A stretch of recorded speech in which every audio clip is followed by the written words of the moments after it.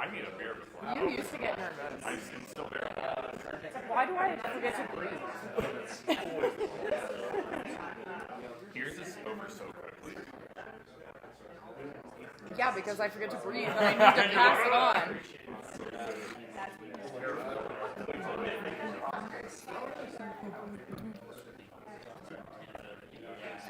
All right, everybody, we're going to get started pretty soon. Yeah? I genuinely apologize for the late breakfast. I thought I used the Brown Dog coffee and Salida. No, it was Buena Vista. So I hope the pastries were delicious, but we had a quick hour detour. I want to say thank you so much, everybody, for coming. I think that this space is perfect, and I'm really stoked to have you all here in Salida with us. Big shout out to Elevation Beer Co. Big shout out for hosting us in this space. They're awesome. I always stop through here when I can. And the club. Well, 8.6%. Oh, yeah. Yeah, just casual. It's perfect for today. Minimum 2 pints per person. Minimum. We wanted to put a land acknowledgement on here. Obviously, we're in Colorado. Majority of the places we are at deserve a land acknowledgement, but specifically here, we've got Cheyenne, Ute, Arapaho, and Lakota peoples. So let's recognize the land we're on and pick up our trash and be good to it. Here's our expected behavior policy. Excuse me. There is one printed right here if you guys want to look it over, and then there's another one at the check-in. Please be good to everybody here. We will call you out if you're not. We have some scholarships available all year round, but our big ones are going to be for a lot of the Master Brewers courses. Please apply. This last year we had the most people apply for our Master Brewers courses scholarships, so it's actually really hard to figure out who to pick. We've got somebody in the crowd that has gotten one of those scholarships, and it's a really, really good opportunity. Lots of money goes towards it. You go out to Madison, Wisconsin. They're a blast. Big shout out to our sponsors. These sponsors not only sponsored our collab brew, but this meeting. The collab beer that we did, we had a couple of the Rocky Mountain District members come up here, brew a double IPA. It's on tap. We will all be enjoying some soon. But big shout out to Guzmer, Proximity Malt, IFF, and Biomerio.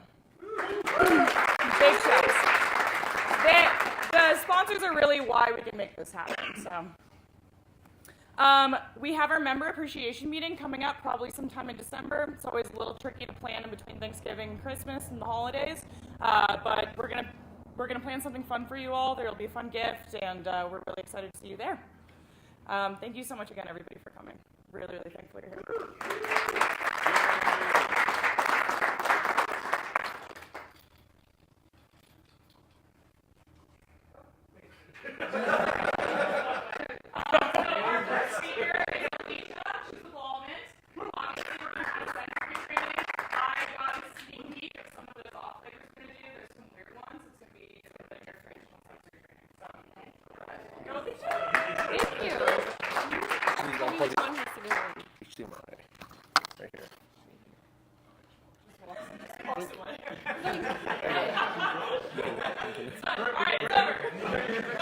You can set it wherever. Okay. And then if you hit play, it should play. Yeah. I have some notes. I don't know if it will show that. Don't look at my notes. We're not seeing anything right now. Yeah, so. Here you go. You got it. Look at. Okay, cool. Sweet. All right. Okay, guys. I know it's maybe hard to see the screen. Sorry, I brought a screen thing with me. But I'm really hopeful that this is a sensory that you've never done before. So thank you so much for having me here. I'm really excited to run this for you guys. So it's not going to be like your traditional DMS, VDKs, acetaldehyde and stuff. We're actually going to look at all the undesirable flavors that are found in non-alcoholic beers. So that's why I put the parentheses around it, because they're in all beers, but particularly noticeable in non-alcoholic beers. And we're going to talk about how they're formed, what they taste like, and then, of course, how you can mitigate them in the brewing process. So hopefully a really valuable tool for you guys, even if you're not making non-alcoholic beers, just to limit some of these flavors. So we'll get started. So this is me when I was tanner and blonder and younger. But I'm Alicia Ivy, if we haven't met before. I think I've met most people in the room already, but I'm the technical sales manager for Lallemand Brewing in Colorado. I am based in Denver, but everyone knows I travel like an absolute maniac, so I don't get to come to nearly as many of these as I want to and be as involved in the MBA, so I'm very happy to be here. I cover like everything from the Rockies to the Mississippi, so I am away a lot. But obviously Lallemand's a biotechnology company that's based out of Montreal, but we, in the early 2000s, acquired the Siebel Institute of Technology, so that's why all the slides are kind of Siebel branded. We utilize them as like our education resources, especially when it comes to sensory and things like that to talk to brewers. So the kit we're going to use is our non-alcoholic off-flavor kit, and it's one of the newest ones that we developed alongside our R&D team this year. So really cool and exciting that we're going to get to use it. I've never actually run this talk before, so first time for everything. So I might say a lot of acronyms and like definitions, and so just so in case I do that, I wanted to give you guys a little bit of background. NABLAB is a shorthand acronym that we use in my company for non-alcoholic, low-alcoholic beer. But those definitions they vary like widely amongst what country and region you're in. But in the U.S., there's a clear distinction between alcohol-free, which is 0.0%, so no alcohol contained, and then non-alcoholic is a upwards threshold of 0.5% ABV.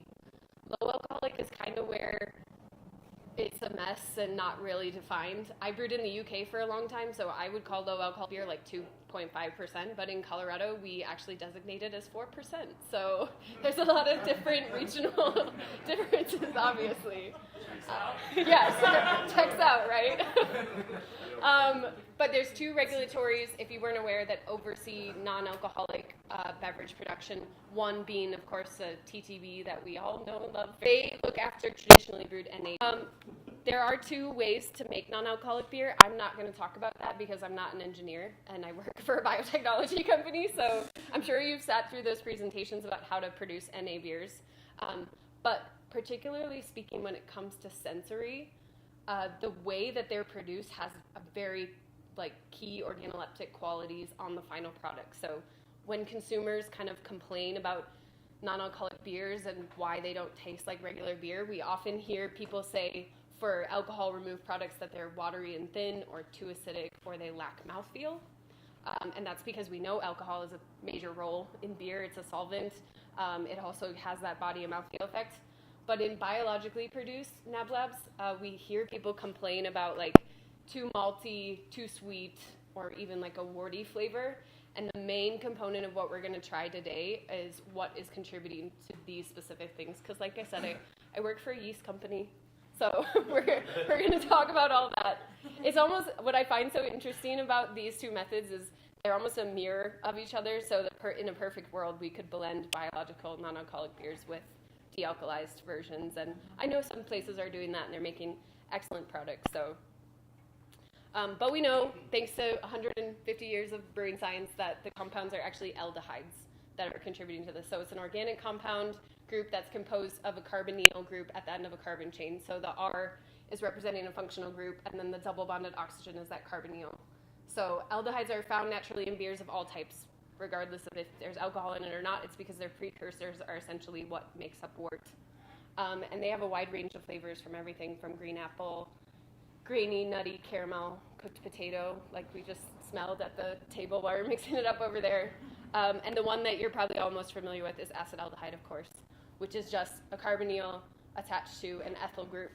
So that comes across as green apple. We're not going to do that one today. That's produced by yeast. It's a precursor to ethanol formation. So, and interestingly, the IUPAC name is actually ethanol, and acetaldehyde is just an old school name that they've used. So, yeah, just so you know, we're not going to taste that. The origins of aldehydes are just all over the entire brewing process, though. So, like I said, we're really going to have to look at it as a holistic perspective about how to limit them in the final product. So we know that malting has a considerable amount of formation because the Maillard reaction is happening, caramelization is happening, Strecker degradation, and oxidation of fatty acids. We also know that this continues into the mashing and boiling process because, of course, mashing is a continuation of malting, and boiling, we're increasing the temperature and the rate of reactions. And then, of course, during fermentation, we actually lose a lot of aldehydes by their reduction to alcohols by yeast strains. which is incredibly important in the regular fermentation process, but obviously very limited in a non-alcoholic biological process. And then in the downstream processes, we see an increase of aldehydes again by way of like oxidation and also thermal degradation. So we're going to talk about how all of the individual ones are formed and go back into detail of where that's happening in the process. But I think it's also really important to talk about why it's more noticeable in the NAB labs. This is a great paper that was published in 2019 that I linked that I was going to share with everybody after this because I think it's just fantastically written. It talks about aldehydes being the off flavors that are forming the warty kind of off flavor, but also their origin and how you can control them. So the main reason being that there is this limited fermentation in a biological non-alcoholic beer. It's only fermenting the glucose with a lot of these specialized yeast strains or arrested fermentation. And those sugars are composing like 15% of the grain bill. So you're seeing only a 15% attenuation at a low thing. So producing any of the beer compounds like esters and higher alcohols and lactones and pretty much everything that makes up regular beer. You're also leading to this potential of less like oxygen depleted because we don't see that typical 3 to 4 generation cell growth in those fermentations. It just doesn't happen because they don't have their carbohydrate source that they need. So they're just more susceptible to like oxygen degradation that we'll look into in a couple of the examples. And then this limited contact time, like I said, because yeast have that ability to reduce the aldehydes, we're not seeing as much of them reduced as we would like in the biological. So there is also a higher level of thermal processing in non-alcoholic beers. People are utilizing higher mash temps to sort of mitigate wort fermentability.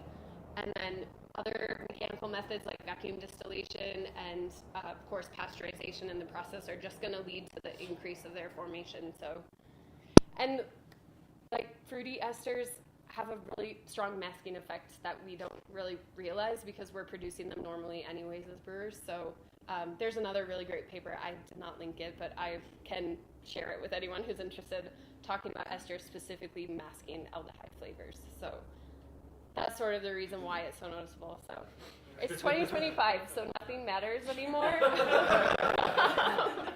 But I'll try to convince you that this matters. So if we know how and when aldehydes are created and we can identify them through sensory training and things like that, we can take steps to mitigate their concentration in the final product and produce better tasting NAB labs for our consumers. So that's why you should care. Quick organic chemistry refresh because I haven't taken organic chemistry in 14 years. So this is for all of us here. But the key reactions that are happening are kind of important to understand for the formation of all of these. And then we'll talk about the individual ones that are happening. So the first reaction that we probably all know and have heard a lot about because it's one of the most important in all of food science is the Maillard reaction. And this is occurring between amino acids and sugars, which we know is basically what wort is composed of. So, and at high temperatures too. So anything above like 120 Celsius, which I think is 250 Fahrenheit. I need to get back on the Fahrenheit scale, but they're responsible for color and development in all different types of foods, whether that's grilling a steak or baking bread or other types of biscuits. So the reducing sugars like pentose or glucose are reacting with the amino acids at the higher temperatures. What they'll do is they will form intermediates called Schiff bases. Schiff bases are really, what is the term? I just can't think of the word right now. Volatile, and they will rearrange, they'll go through Amadori rearrangement to produce dicarbonyls at basically beer temps, beer pH, and what's the other factor there? Oh, sorry. The other reactions that are involved, I wrote it down. Temperature and pH. Good job, Alicia. It's still the morning. So the dicarbonyls are what is reacting here. They are that carbonyl double bonded oxygen. That's an incredibly electrophilic molecule. So nucleophilic molecules like amino acids are going to attack that bond and form certain aldehydes like furfural and 5-HMF that we're going to taste. Typically, these flavors in food are desirable. Think your caramel, nutty, toast, honey, bread, and things like that. They form melanoidins and all different types of aldehydes. And generating these dicarbonyl compounds is incredibly important to the next reaction that we're going to talk about, which is just going to lead to further flavor active aldehydes. So it's rampant in the whole brewing process, but necessary. So factors that influence it are the higher temperatures are going to increase the rate of reaction, the time, so the longer exposure at those temperatures and those sort of means are going to create more products, and the pH. Slightly alkaline conditions will accelerate so controlling pH is incredibly important. It's also why sourdough bread does not brown as easily as other types of bread when you're baking it, and why pretzels brown so well, because they're usually treated with alcohol in solution. The sugar type is important, especially glucose in terms of reducing sugars, and the amino acid levels. So one to really think on is more amino acids means more flavor and aroma diversity, but therefore less fan equals less flavor and aroma diversity, of course. But again, how much do you want to form? So really controlling your fan levels is incredibly important for these.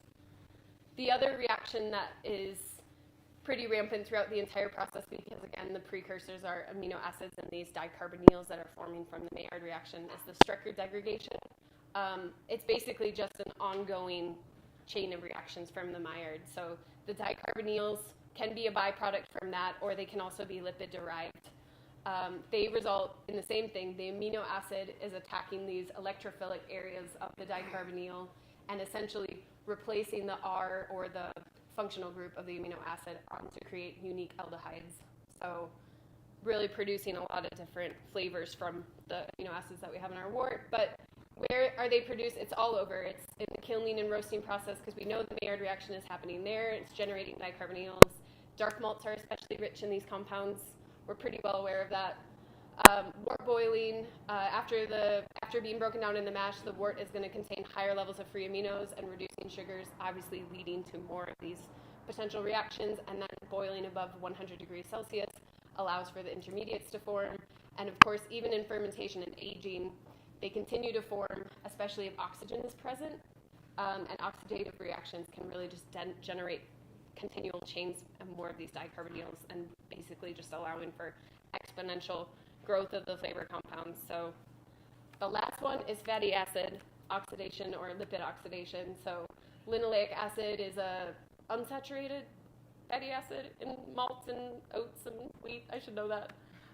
But typically, enzyme like LOX is going to react with that and produce flavor active aldehydes from the malt itself.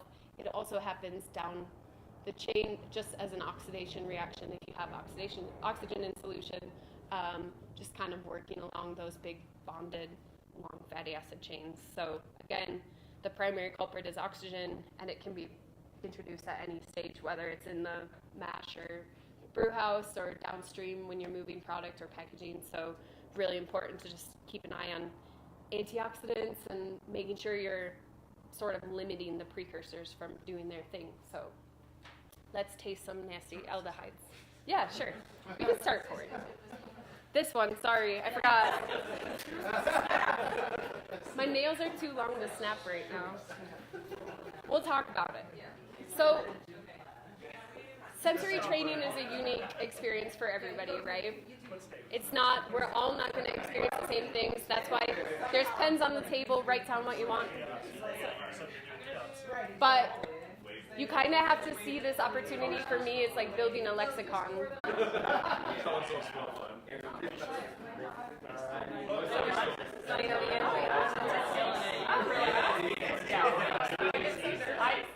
so bad. I forget to read. That's why I just walked away.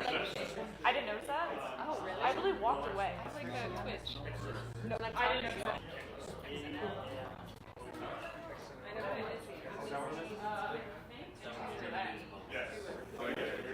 You guys know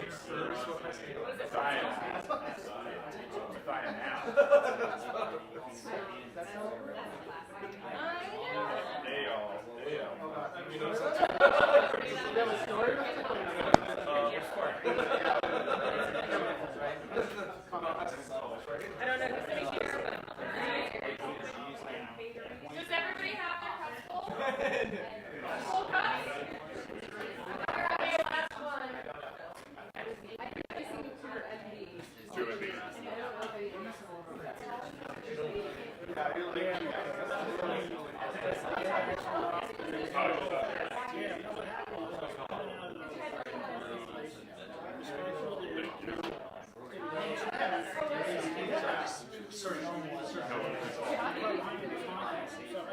I get a bus ride home today.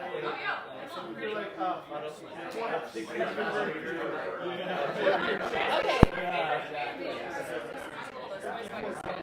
Does everybody have 6? And then, yeah, and then a control. And then a control. Okay. Lovely. I know, I'm like, saying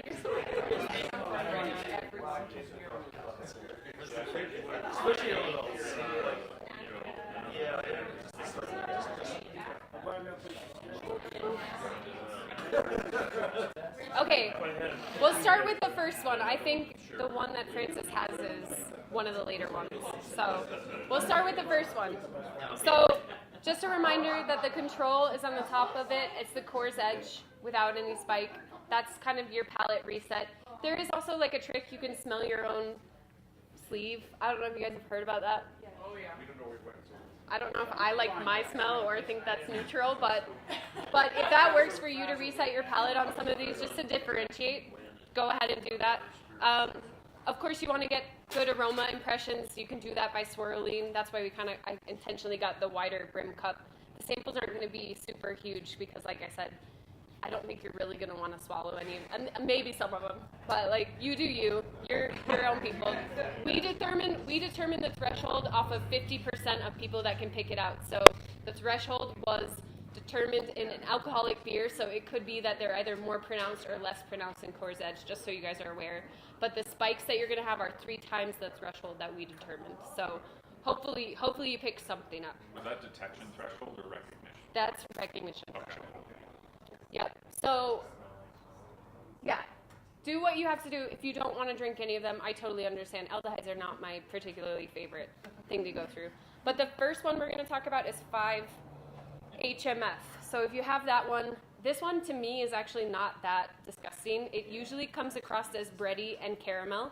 I should also tell you that I did a big global meeting of our 50 team members in Argentina. So the perceived as is like what 50 Lallemand Brewing people said it smelled like. So you might perceive these as something different. We just kind of picked out the top indicators. And that's why sometimes they say weird things like permanent marker. I don't know what they do in Australia, but you'll see garbage bag aftertaste. Yeah, I'm not joking. So if you agree with any of them, you might need to move to Australia. But I'm just telling you. Oh, permanent markers on there twice. Wow, must have been. It really smells like it. So the compound is up in the top for you here, but it's a product of the Maillard reaction and caramelization. So the difference between Maillard and caramelization is Maillard is going to be an amino and a sugar. Caramelization is just sugar. Basically, like making caramel or whatever they do. I don't know. It happens from the thermal decomposition of carbohydrates and sugar. So if you find it nice and bready or caramelly, it's not unexpected in beer. It's just, like I said, in traditional alcoholic beer, it's going to blend with other flavor compounds and be quite different. In NAs, it might stand out a little bit more as this warty and almost overly sweet flavor that people talk about in NAB labs. So the concentration increases linearly in beer storage, and it was also considered below flavor threshold before the world of NA beers kind of emerged. So it's still a lot of new ongoing research into how it contributes to bitterness and stay lean and astringency in regular beer styles. So I don't know. What do you guys think? Not the worst one, right? Okay. It smells really sweet, but actually when you taste it, it kind of mutes everything. Mutes everything. Yeah. Interesting. Yeah. Interesting. Yeah. And go back to your control if you need to, aroma-wise, but also palate-wise, just to reset it in between the samples, of course. But yeah, because I think the next one is not particularly enjoyable. But so this is also a Maillard product. It is produced in the presence of oxygen, though, so that's why it has that heterocyclic compound on there. So typically caramel bready as well, but I kind of get this cooked meat thing. I don't know what I said, but everybody else on the team said hot dog sausages that day. Hot dog sausages, pickles. You get a little bit of cardboard, of course. This is a traditional staling aldehyde. maybe some black cherry or straw. Key ways to kind of mitigate this one is maintaining the appropriate pH levels during mashing and fermentation. That's going to sort of help control and mitigate them from actually forming into these heterocyclic aldehydes. But then during wort production, control your time and temperature. Of course, prevent like excessive formation of the Maillard reaction if you can and have to. But this excessive fan thing that I mentioned before is really, it's highlighting the importance of that, because if you're using too much nutrient, if you don't have that dialed in, if you don't know how much free aminos your yeast utilizes itself, you could leave a lot in there in the final product to continue to degrade over time. So really important to kind of have your fan and what your yeast uses sort of within your scope to kind of to extend the shelf life. No, please interrupt me. Probably regret that I came back from my car crash. What's the nutrient? Well, I just mean like any kind of nutrient, but specifically ones that have free amino nitrogen as a source, nutrient source. You don't want to, fan is, while it's obviously necessary for fermentation, having excess fan in the final product is going to lead to more flavor degradation over time because it's partly the precursors that are forming the staining aldehyde. So, yeah. Thank you. Yeah, of course. A quick question on the structure. I was kind of picking up a phenolic. On this one? Yeah. Oh, interesting. And I'm looking at that chemical structure. It kind of looks like a phenol. Yeah. It could. It might have some similarity to that. I'm not sure. I haven't. Just what I'm Maybe I should try it. You like it? No, I don't like it at all. Yeah, I don't know. I get why people say the black cherry on it now. I feel like it has like a chemical prophylactic. Yeah, it's almost like a rubber black. Yeah, it is really disgusting. It was also the darkest of them, so don't take too big of a sip of the fur. But yeah, I get that. Also, do you guys get that like aged wine thing too? Like maybe, yeah, okay. Maybe that's what you're perceiving it as. So yeah, watered down cheap whiskey. I kind of get that too. Like almost has like an oak effect there, whatever that is. Okay, I just threw this in there because that one was disgusting. But yeah, just reset yourself. Smell your elbow if you need to. Yeah, right? Okay, the other one, the next one is 2-methylbutanol. I think it might say 2-MB on your papers. So this one comes across as like malty, sweet, nutty. Someone on my team described it as tea. Yeah, like I said, I don't know what they do in their childhood in Australia, but like PBA, crushed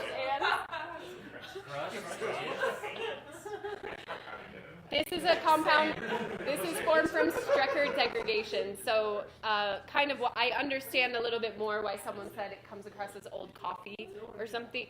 And it's particularly when isoleucine, the amino acid, bonds with one of those dicarbonyls. So you can see that structure here up in the corner. What else is on there? I got like sweet tarts. Sweet tarts? Yeah, like very confectionery. Interesting. I've definitely got like the leather, kind of like leathery kind of. Yeah? Yeah. I'm gonna try.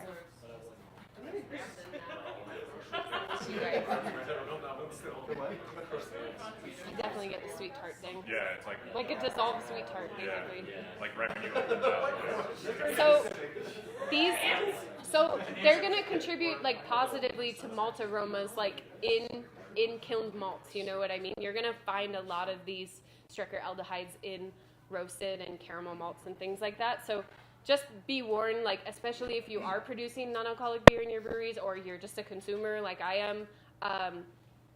I think traditionally, when they were producing these styles at the beginning to sort of encourage that arrested fermentation and limit fermentability, people were really leaning towards more roasted malts that had higher levels of modification that obviously, enzymatic action had kind of killed off. They weren't as fermentable, but you're almost bringing more of these compounds that maybe you don't necessarily have a way to cover up into your final product. So just a reminder, like with this one, even if it even if it comes across as like, oh yeah, that's whatever smells like from all the wonderful malt people in the room. I'm so sorry.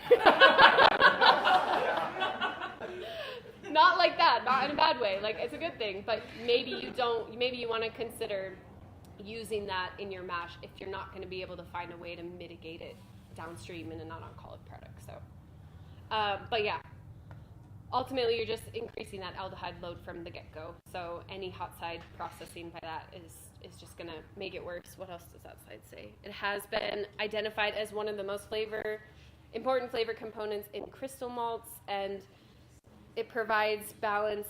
So, then they wrote, it use malts that provide a balanced amino acid profile to prevent excessive formation of strikeraldehydes during brewing. So, yeah. Let's talk about 3MB.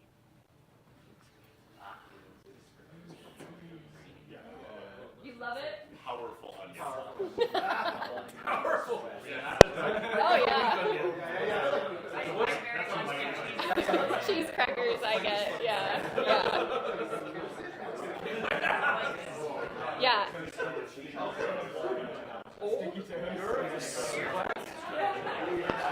Oh, yeah. Well, who's writing this?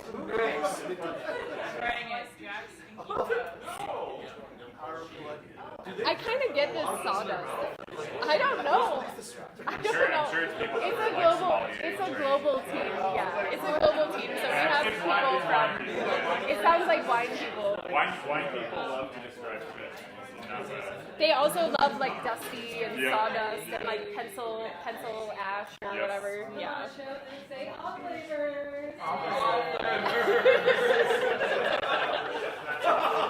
Yeah, I get cheese crackers like crazy on this one. It's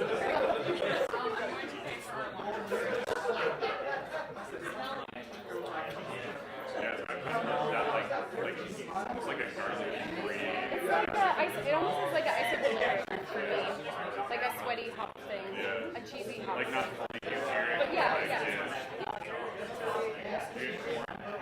Corn? Fresh corn? Oh, it does have a lot of sulfur, I suppose. So, grainy, varnished, fruity, maybe not the perfect words to describe it. Maybe more powerful onion than corn. This is also a Strecker degradation compound, so it's an amino acid bonding with a dicarbonyl. The amino acid is valine. Sorry, guys. I don't shout very loud. I try, but the amino acid specifically with this compound is valine. So obviously, I mean, if you can control individual amino levels, which is the be-all, end-all of brain science, and it also is the oxidative degradation of isohumalones. So I think that's must be why it smells a little bit isovaleric-y to me. But so control the Maillard reaction by managing malt roasting and temperatures, of course, but avoid excessive heat that can lead to higher levels of strikeraldehydes throughout the entire process. Because, like I said, it's kilning, it's mashing, it's boiling, it's packaging, it's pasteurization, and then of course the same sort of message. Use malts that have balanced amino profiles. So the next one is methionol, which is a bit of a shift from the other ones. This is going to be this is still a Strecker degradation compound, but if you're familiar with the amino acid methionine, it's one of the sulfur-containing amino acids, so that's why you get this particularly strong sulfur character in there. It's still in the chemical compound. So I've got this for a really long time, and it's pretty much the reason why I can't drink non-alcoholic beers. It's that cooked potato water. Like, it's when you boil a potato in water. It's why it's like make or break drinking the non-alcoholic beer for me. I'm like, if I smell it right away, I'm like, nope. It's very DMS-like. It is very DMS-like. Has that like vegetal sulfur note to it. Yeah, not enjoyable. Not yeah. I feel like it's hard to disagree with that. Yeah. No crust hands on this one either. And rancid.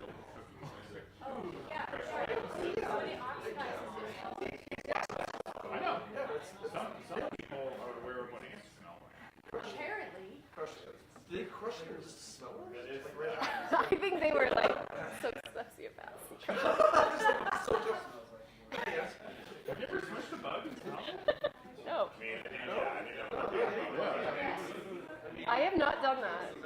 should. Oh my gosh. Well, now I should start. A lot of it. Something that's really important, I think, for all of these record degradation compounds, the last 3 that we tasted, is that being able to boil at a lower temperature, of course, like we have a little bit of a benefit in Colorado for that, but also limiting the amount of pasteurization units that we're doing. And I think there's a lot of new science and research going into what, of course, which pathogens are surviving in non-alcoholic beer, but maybe the potential to bump down some of these pasteurization units, because they're definitely increasing some of the formation of these compounds. So hopefully we'll see less and less of this in a lot of products over time as we, build more background in the industry and kind of improve that process. But yeah, I think it's really, yeah, woo! But yeah, what else? Again, it's just the same. Use malts that have balanced amino acid profiles and prevent them at every stage of the process. So hexanal, I feel like you guys should know this one because you probably have smelled this before. So are there certain barley varieties that are better? There are certain, I'm not going to speak for malt people. Yeah, we got lots of maltsters in here. Yeah. But, of course, in terms of, kilning at higher temperatures and producing crystal malts and things like that, like I said, you're just adding in the precursors at that point, and those tend to have less of, the free aminos available that you can utilize in the mash and things like that. But, again, or using more adjuncts is a thought, just decreasing your overall total load of fan levels. If you don't need them, if you know your yeast strain it doesn't utilize it, then it's kind of, you kind of got to look at the backbone of what you're putting into the product from the get-go. So, hexanal is green or grassy. I think this is one I get in beer all the time, so it doesn't really bug me. But I don't know about you guys. Reset your palate after methionol, that's for sure. But that homebrew descriptor is pretty on point. is it? Yeah. I left that there because I was like, is that going to offend some people? But I was like, I'm going to leave it in there. That's just so different for it to smell like that. Yeah. It's oxidation. For me, it's oxidation usually from homebrew. Yeah. There's no control, right? They just, yeah. There's no buckets and stuff. Defeating stuff is just homebrew, right? The oxidation. Yeah, there are things you can do, obviously, to prevent some of this lipid and fatty acid oxidation. There are grains that don't have the lipid oxidase enzyme. They're like LOX1 or something. I'm not an expert on that, so but also just using brewhouse antioxidants from the beginning, using antioxidants in the packaging, because the mashing and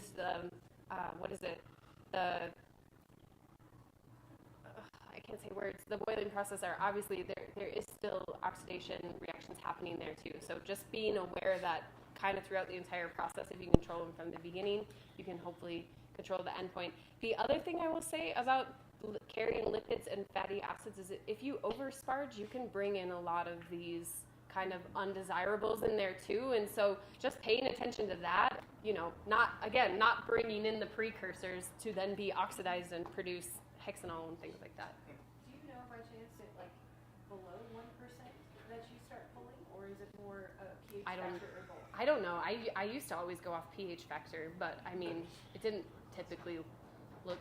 I tried to cut before it got to. I'm trying to find the numbers. But I was having trouble finding exact. I don't know. Of course, if you got your pH controlled, you're gonna bring in less of them, right? So yeah. Is it above 5.6 or? I think it's above. Is it above 5.6 or is it higher than that even? 5.6. It's higher. I think it's 5.8. Yeah. Yeah. Exactly. So yeah, oxygen can lead to the oxidation of alcohols and fatty acids, which is going to form aldehydes like this, but also acetaldehyde can be oxidized from ethanol in your tank and then produce that. So really knowing what your DO levels are, and just ensure that you have optimal yeast health and proper fermentation temperatures to reduce the production of acetaldehyde from the get-go. And yeah, what else is in there? What else did they tell you to do? Limit all oxidation. Use fresh ingredients. Again, like your ingredients can become oxidized, your hops, your malt, things like that. So carrying that in is just going to let everything wreak havoc. And the importance of antioxidants on the hot and cold side, just I can't really stress that enough in terms of, you know, shelf life over time, because you're going to see all of these linearly, I can't say that word today, increase over time, because the reactions are happening. If your beer isn't kept cold, they're going to happen faster. And so, yeah.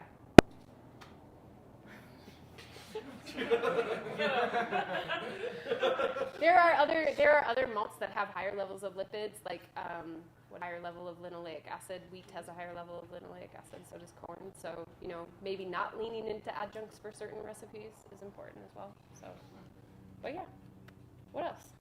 I put all this on slides. I'm not going to read it out because I think I wrote all of that, or I have already spoken on all of that, but it's so that you guys can have it for after the fact in case you want to look at it. It's just general preventative actions across all aldehydes, whether you're making non-alcoholic beers or you're making lager, whatever you need to do to just keep making good beer.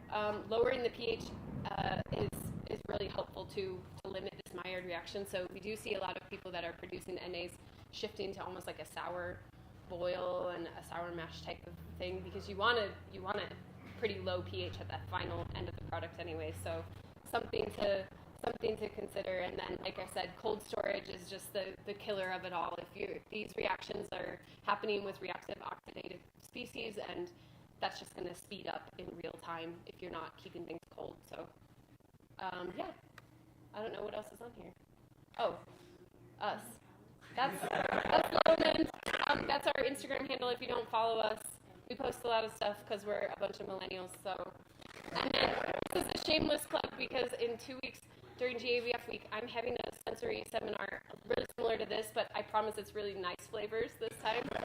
It's 2 thiols, 1 esterified thiol, 2 terpenes, and 1 lactone. And so we're going to talk through like all what you can do in sort of the biotransformation aspect in your breweries to increase the compounds in your beers. We're going to give you the latest research from OSU that's recently been published with our R&D team alongside, what else do we have? Practical tips just to do it across like anything, regardless if it's your house strain or if it's a specialized GMO strain or whatever. We'll talk about it all. My colleague Kyle is coming out. That's why there's a airplane above my head. There's a QR code. If you guys can tell me the enzyme that's responsible for the release of polyfunctional thiols in the yeast cell, I will give you 2 free comp tickets. Fatal IAs? Who said it? Okay. Find me afterwards. But if you guys want to come, you can find me. I'll send you the link. But yeah. Is it really starting at like 8:30? It's starting at like 9:30. We just had to say 8:30 because we were trying to be like professional. But there's the Krispy Kreme thing, so we're not going to be there at 8:30. Sorry. Yeah. And Don't you worry. took away breakfast burritos? And I'm trying to get the breakfast burritos. Everyone's like, for a sensory event, Alicia? And I was like, yes, I know what people need during GABF week, okay? So yeah, and I linked a bunch of the papers and stuff if you guys want to read anything too. So yeah, cool.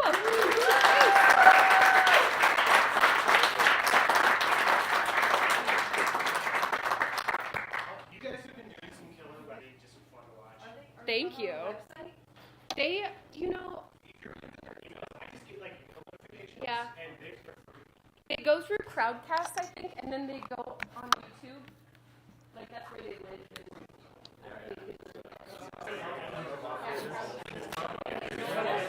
Those were fun. No, that was fun. Who's next? Eric. Eric's next. Awesome. We're gonna get going. We're gonna get going with Eric May in about 5 minutes. If you guys need to use a Break, break, yep. go for it. Thank you so much, Alicia.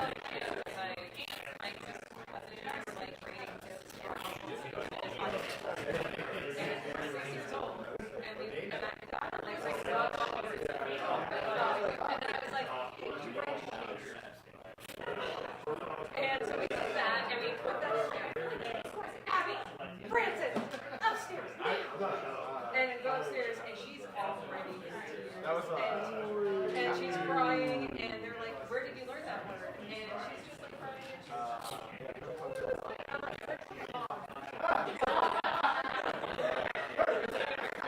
you weren't even there. That's even better. And if you guys want to ask about like channel, I think that was really interesting. Yeah, that was actually pretty fun. And I grew up in New England.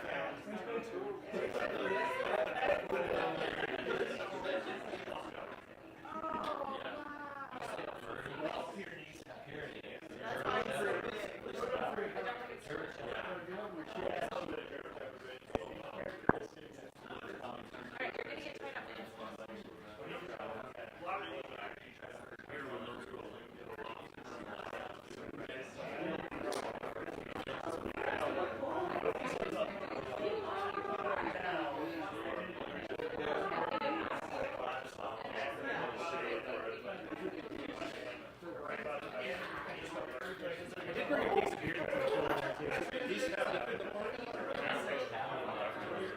you sipping on? The double. I'm excited to try that. It's pretty tasty. Yeah, unfortunately, not as clear as I was hoping for. Yeah, I mean, it's probably heavily dry. Yeah. What are you drinking? Coors? Yeah. Coors is that the edge? Or? It's the double. That's not the double? Yeah.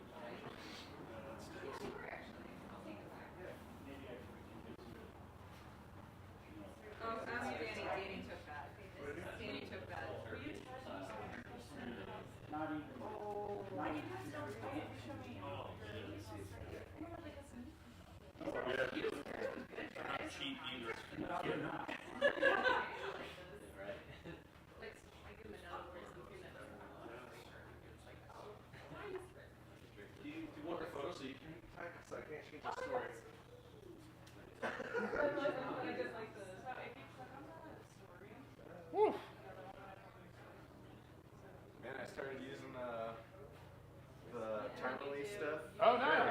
I met you at CBC. Yeah. Good Eric. to see you again. Yeah, good to see you too. Yeah, it's hilarious. Entered some shit to a competition for like meat, and How did it do? one gold. Like Hell a yeah. couple golds. So Dude, that's it was awesome. hilarious. So, like my boss was like, "Man, we haven't won gold in like forever," and I was like, "Yeah, it's like there's some nutrients." Yeah. A couple of low-hanging fruit Yeah, when things, you so it was like, make the yeast. yeah. It's like happy leaf. That's awesome. A couple minor process I'll- changes and like yeah. it's fun. I'll have to swing by and try it next time I'm when I do some older visits, I'll come Like for sure. Yeah. It's getting that like meat time of year. Oh yeah, for so- sure. Yeah, I mean, we just like bottled up our vanilla cinnamon one for Shit. And Does that go? Are you guys producing bombers? Excellent. I thought I didn't even go grab that. What's the They're but, okay for yeah. No, it's pretty solid. honestly, I love that. Yeah, like I said, a couple minor process changes. they were all like, But you gotta love it. It's like, okay, we're feeling good. Because then you can really optimize the meal. Oh yeah, Now we that's what I've done. Yeah. Like I've been mixing like now quantity. what point do you want to Yeah. go there? Yeah. Playing around with Tweaking it a little bit. Yeah. But I was like, okay, we need nutrients for sure. But they've been working like a charm. That's awesome, dude. I'd love to hear that.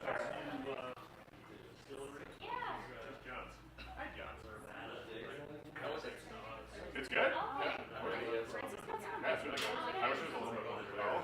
Oh, yeah. Is that the It is.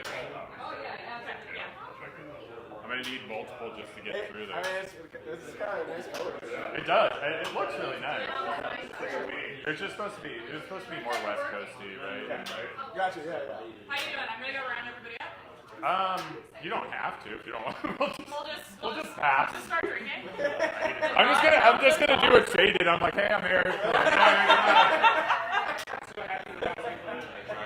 Okay, that actually was the most comfortable I've felt. You did awesome. I did okay this time. I get really, really nervous. I know. Thank you. Yeah, I'm gonna go buy one. I've been president for almost 2 years, and I really specifically volunteer with MBAA. Long enough. It's awesome to be better. Yeah, it's the same. It's the same shit that I do. Yeah, I'm like, I'll find something that fits good here, and it's like this long, where I lift up my arms, and it's like, I don't know. You're way worse than I am, so. Mostly legs. Yeah, mostly legs. I've got short legs, weirdly. 60% leg, I think I found out one day. I I'm much more I'm like torso and arms. But I was a swimmer, so it was good for that. I'm not very good at it, but I'm terrible.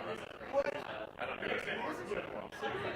Alright, I'm gonna go around with the tree. Cool.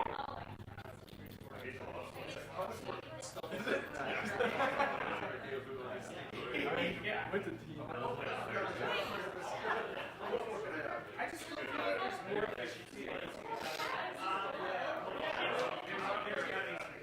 Did I ever tell you that I wrote an article on enzymes? No. But I think that like it was a dating app. Oh, that's awesome. Yeah, it was fermentable sugar-seeking yeast must have owned a fermenter. That's awesome. I need to send that to you. Yeah, you do. Because it's like blood shots. I love that. Like, I you know what I'm interested in is your tattooing and brewing and stuff. That's So gonna be in case you haven't noticed, I'm like, it's like they have gone together. yeah. It's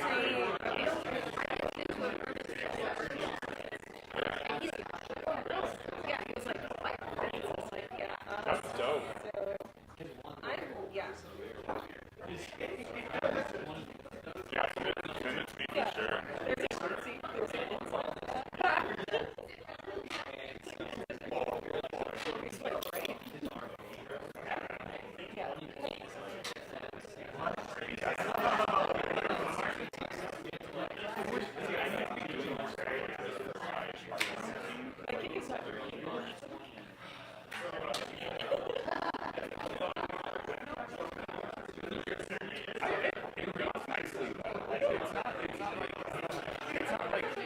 You're not dumbing anything down to be like tongue in cheek, right?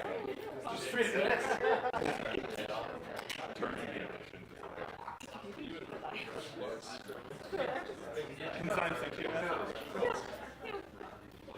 You know what's funny about that is you really crack yourself up with it. You're like, that shit rock. I peaked at the writer.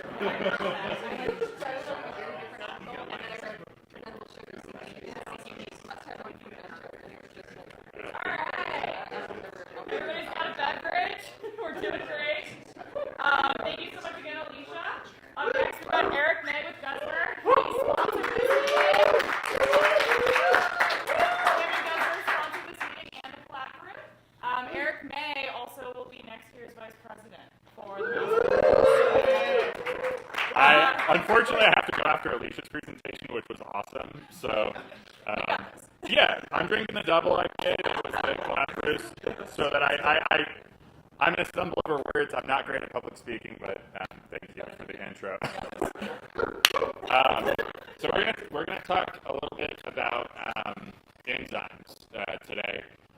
Obviously, this is a topic that everybody is probably pretty well versed on, and I definitely wanted this to be a presentation that was focused more on thinking about the problems that you're running into, and then can an enzyme help create a solution? Maybe multiple, maybe not.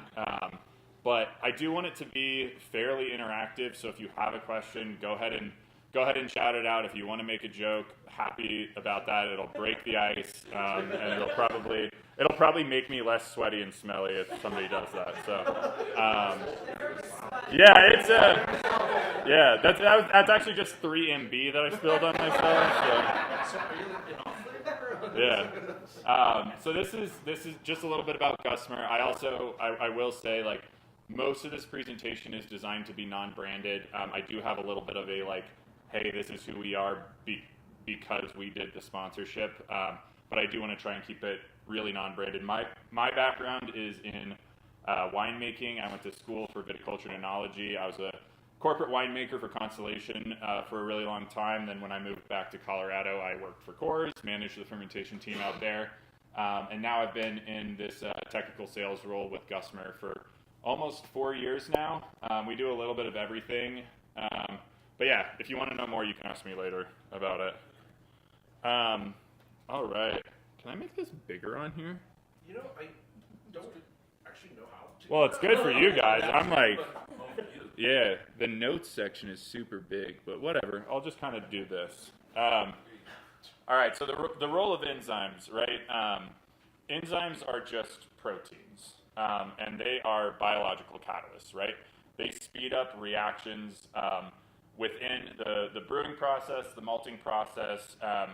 They are necessary for a lot of reactions, but sometimes unnecessary, and the reactions will happen over a certain amount of time. The enzymes can just work as the catalyst. They also will facilitate certain reactions breaking or forming. That's a lot of the enzymes that we are talking about in the brewing industry, right, is breaking things down. There's a little bit of building stuff up, but for the most part, it is taking those big long-chain polysaccharides, non-fermentable sugars, breaking it down so that the yeast is happy. Substrate specificity. All right, we got it out of the way. That was the enzymes are highly specific, and I actually, as kind of cheesy as the icons are, I like the lock and key icon there as an analysis of, like, if you have an enzyme and you are worried about it working on something that it is not specific to, it's kind of like, you can think about it kind of like a key in a lock that it doesn't belong to. Like, you can put it in there, it's not gonna it's not gonna work the way you want it to. I heard it too. And then finally, the reaction rate increase. So it's speeding it up. I mean, you guys know, you're in brewing operations. Time is money, and a lot of the tools that enzymes can provide is going to be accomplishing a similar process that would be happening naturally with time, just a little bit faster. So, yep. All right, so again, just kind of a review here. Proteins are composed of amino acids, large molecule. Like, this is kind of, you guys know this. All living organisms produce enzymes, and all of the exogenous enzymes that places like Gusmer and IFF sell are produced microbiologically. So a microbe will be producing it, and then it's isolated. It's not something that is just synthesized. I think if there was ever a time where people were really able to synthesize these enzyme proteins, it's going to make somebody a lot of money, because you have to go through an entire fermentation, isolation, things like that, just to get the exogenous enzyme that you can add. Typically produced by fungi or bacteria. Most of them will be labeled with the specific fungus or bacteria, and they all are naturally occurring. You will see stuff that's like genetically modified bacteria, right? Or yeast that are producing those enzymes, but the long and short of it is that the enzymes themselves cannot be GMOs, because there's no O. They are not an organism. They are just a protein. They're a byproduct. And then the last part, they have a specific parameter for optimal function. It's a lot like anything else in the brew house, right? We were talking about sparging pHs and all of these different aspects. Enzymes are not just, you can toss it in whenever. You have to be conscientious of your pH, your temperature, and then really it's dose rate, right? So you have all these levers to play around with to get the reaction that you want with enzymes. All right, so the lock and key model, right? There's kind of 4 dimensions of proteins that then finally get down into what an enzyme really looks like. It's funny talking about not taking orgo for a really long time. I don't know if anybody remembers the biochemistry, like short, where it's the enzyme that basically looks like it's walking along the chain. So that's one of the things that, like, you think about when you're thinking about the quaternary protein structure, is that it doesn't just fit 3-dimensionally. It's literally fitting, like, even further within folds of these specific compounds that it's reacting with. And then, the enzyme is reusable. And again, I kind of like the lock and key model here, because you can reuse a key, right? It's not a one-time use thing. You're not using it and throwing it away.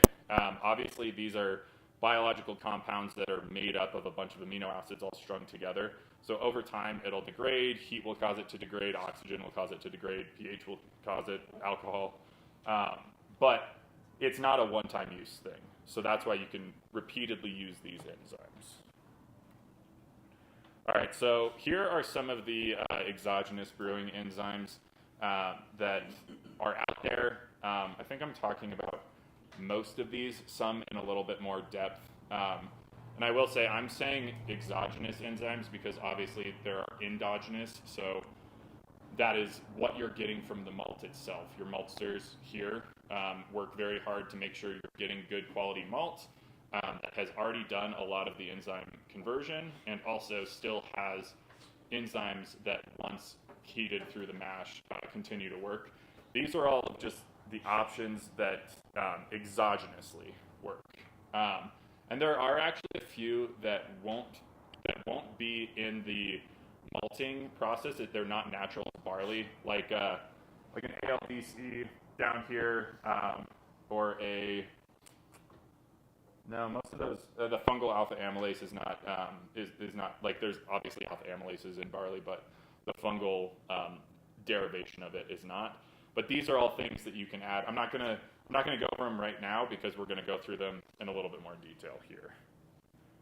So this is the starch molecule. We all know when you're starting with barley, you have this starch pocket in the endosperm, and the goal is to break this down and get it into fermentable sugars for the yeast itself.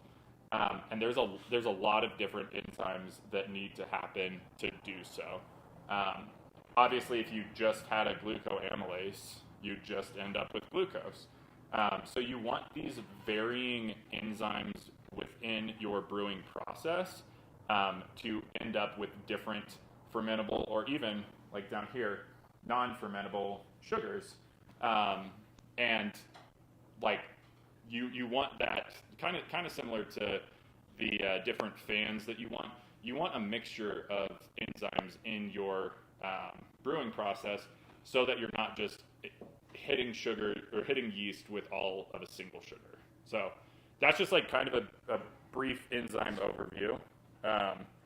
So now it's kind of like, what are the problems that we're seeing? How can we troubleshoot? And where you might consider some enzymes. So we'll go, did this already? Problem, symptoms, potential causes, enzyme solution, results, and then I wanted to talk about ROI and quality, and obviously quality can come with ROI, but what I'm pitching, especially with exogenous enzymes, is an additional cost. So there needs to be a demonstrated value to use those. Sometimes that just might be you're the brewer and it sucks to do certain things, and your ROI is like, I'm making my life slightly easier.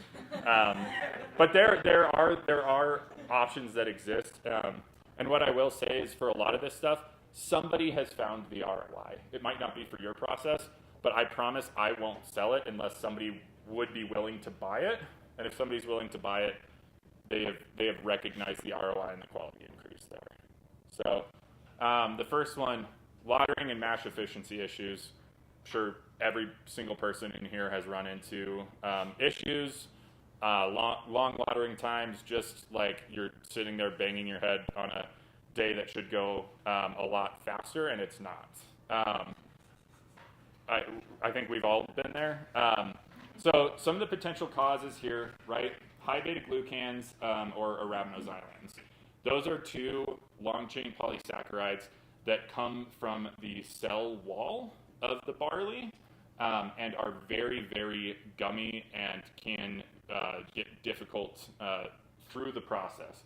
So looking at like lautering and mash efficiency issues can also relieve downstream issues like filtration and stuff.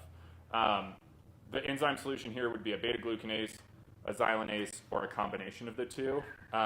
What I will say is that a lot of the commercial beta-glucanase products that are out there have a xylanase side effect. They have a little bit of xylanase that is also active in those enzyme mixes. The portion, I'm getting ahead of myself, the portion of beta-glucanase and xylanase in certain grains are wildly different. I don't know if anybody's ever tried to do something like a high rye, or if anybody was on the distilling side and they went up to like 90-95% for a rye mash.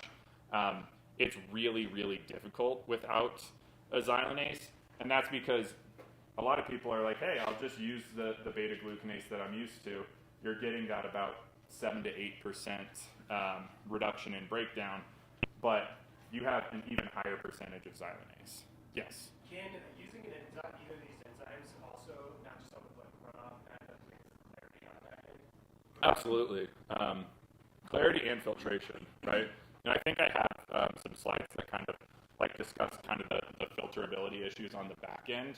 A lot of times, unless you're super, super high on beta-glucanase or beta-glucans, you're not going to really see it as much in solution. But there are these really like long, gummy, sticky polysaccharides that can kind of just mash things together. Like they can just get stuck, and it's not a true like polyphenol protein interaction where they're actually bound, but it can just get stuck together.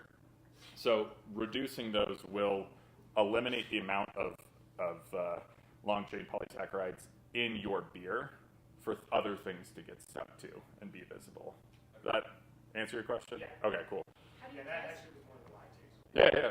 What? How do you test for them? Is there a How do you test for beta-glucan levels?